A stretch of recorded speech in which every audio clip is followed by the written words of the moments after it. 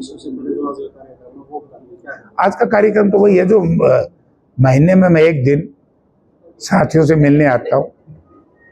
किस प्रकार की समस्याएं निकल के आती हैं? अब तो समस्या है।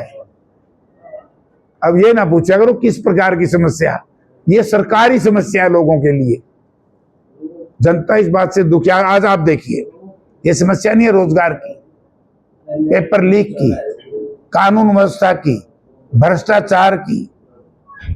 हालत बहुत बुरी हालत है। सर 12 साल सरकार को लेकिन सभी नेता जो आपने उपलब्धियां गिनवा रहे हैं 12 साल में, तो आप किस प्रकार से देखते हैं इसको? उपलब्धि है नहीं, एक उपलब्धि है कि डॉक्टर मनमोहन सिंह जी ने कहा था जब बीजेपी नीति सरकार बनी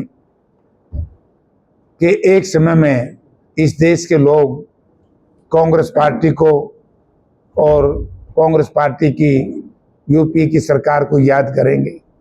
आज भारतवर्ष का हर नर नारी, हर नौजवान, किसान, मजदूर भाई डॉक्टर मनमोहन सिंह को और कांग्रेस को याद कर रहा है। क्या काश आज मनमोहन सिंह जी होते।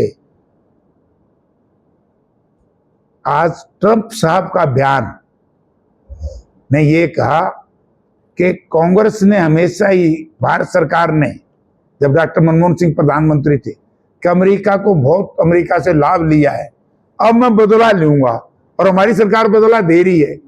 ये अंतर है।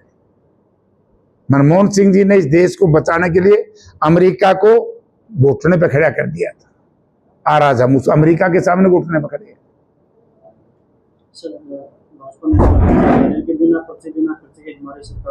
कद ईब तो नहीं खाया, कद गया है, क्या दिन होगी ना मैं रोज बोलूँ सुबह भूल गए खर्ची पर्ची तो ही है, बिना पीछे नौकरी नहीं है।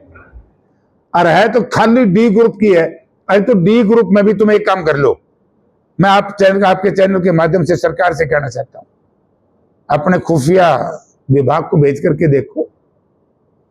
लोग तो ये कहना शुरू कर दिया बीजेपी के लोगों ने कि पछली वेटिंग लिस्ट होना डी ग्रुप की, बोले उसकी भी ज्वाइन कराए जाएंगे। बहुत बुरा हाल है। सरकार ने कंट्रोल करना चाहिए।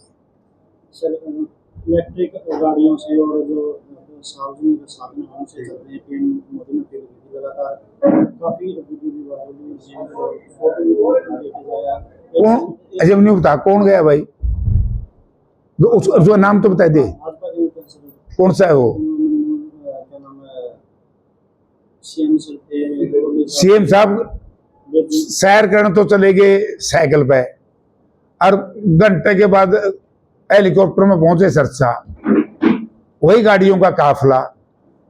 अरे भाई, इनकी बजाय मैं ये कहना चाहता हूं, जो सबसे बड़ा खर्चा आज के दिन है हरियाणा सरकार पर, वो है एडवर्टाइजमेंट का। अखबारों की एडवर्टाइजमेंट कम हुई है क्या? फिर खूब हो रही है जी। तुम भी यार डर के बोलो, वह कम करो। जो विकास के कार्य हैं उसमें गुणवत्ता ले आओ, क्वालिटी मेंटेन करो, ताकि फिर दोबारा पैसा ना खर्च हो। जो ये पेपर लीक हो रहे हैं हर रोज, ये है खर्चे की चीज। तो उस तरफ तो कोई ध्यान नहीं। भाई एक बात कह दें, बिना खर्ची बिना पर्ची, वो भी कहनी भूल गए, क्योंकि इन्हें आदमी कहने लगे, बोले शर्म आवा, लोग कहने लगे बोले तो वो काम है तो पर्ची भी छोड़ दे, खर्ची तो छोड़ दे। सर शिक्षा मंत्रालय के ऑफिस में आग लगी थी अभी पिछले दिनों, तो किस प्रकार से देखते हैं? भाई देखो, उसके बारे में तो मैं क्या कह सकता हूँ।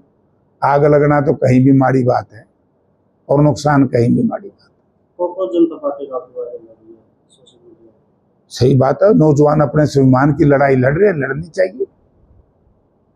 हमारा सहयोग है उनके साथ। हम इस बात पे खुश है कि वो एक जो पेपर लीक मामला, ये आज का नहीं था। जब बीजेपी सरकार आई केंद्र में, मैं उस वक्त भी कहता था कि व्यापम घोटाला उस वक्त हुआ था मध्य प्रदेश में। व्यापम घोटाला से लेकर के आज तक कितने बच्चे आत्मदाह किए हैं, अपने प्राण त्यागे हैं। अब सारी प्रदेश देश के नौजवानों के सामने आ गया, इसलिए नौजवान खुल के सड़कों पे आ गए। आज दिल्ली में बैठे हमारे यूथ कांग्रेस के नौजवान भाई कुरुक्षेत्र में दीपेंद्र सिंह हुड्डा और हमारे दूसरे नेताओं के साथ बड़ा भारी प्रदर्शन कर रहे हैं। पेपर लीक करे सरकार और पानी मारे नौजवानों पे, यूथ कांग्रेस के कार्यकर्ताओं पे, हमारे नेताओं पे। गलती भी सरकार की, बोला ठाडा मारे रोन देनी, काट गोच रे सोन देनी। पेपर भी लीक करे, पैसे भी लूटने जनता से, और फिर उन्हीं को, वो न्याय की बात कर रहे हैं बच्चे, तो उन्हीं को मारे। 16 तारीख से SIR शुरू हुई। हाँ, हम तैयार है। और हम ये बता देना चाहता हूं भाजपा सरकार को कि वेस्ट बंगाल की तरह यहाँ ठगी नहीं होने देगा हमारा कार्यकर्ता। हमारे तो, मैं आज सुबह साथियों से मिला था, तैयार बैठे हैं। हमारे तो रिपोर्ट्स आ रही हैं। वैसे तो हिसार पार्लियामेंट क्षेत्र में तकरीबन 75% मैचिंग होगी है, बाकी हम लगेंगे सारे हमारे साथ।